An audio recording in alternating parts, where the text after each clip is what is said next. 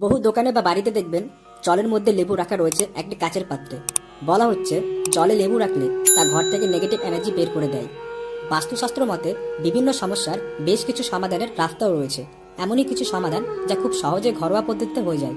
বহুদিন ধরে যদি বাড়িতে আর্থিক অনটন, অসুস্থতা, সমস্যা লেগে থাকে, তাহলে লেবু দিয়ে কিছু টোটকায় ঘরে ফিরতে পারে কাঙ্ক্ষিত স্বস্তি। এক নজরে দেখে নেওয়া যাক বাড়িতে লেবুর টোটকা দিয়ে কোন কোন সমস্যা কাটানো যায়।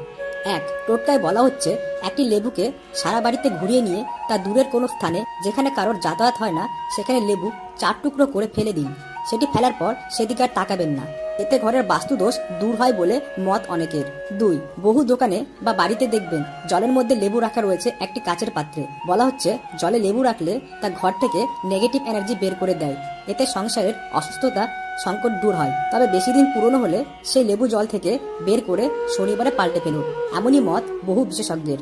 3, বাড়িতে যদি ঝগড়াঝাটি রুখতে চান তাহলে লেবু আর লঙ্কা বেঁধে তা ঝুলিয়ে দিন সদর দরজার সামনে। এতে বাড়িতে কোনো কুনজর পড়ে না বলেও বিশ্বাস রয়েছে।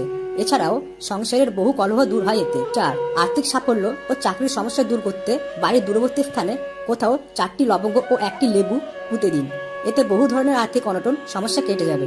ভিডিওটা যদি ভালো লেগে থাকে তাহলে একটি লাইক এবং সাবস্ক্রাইব করে দিন।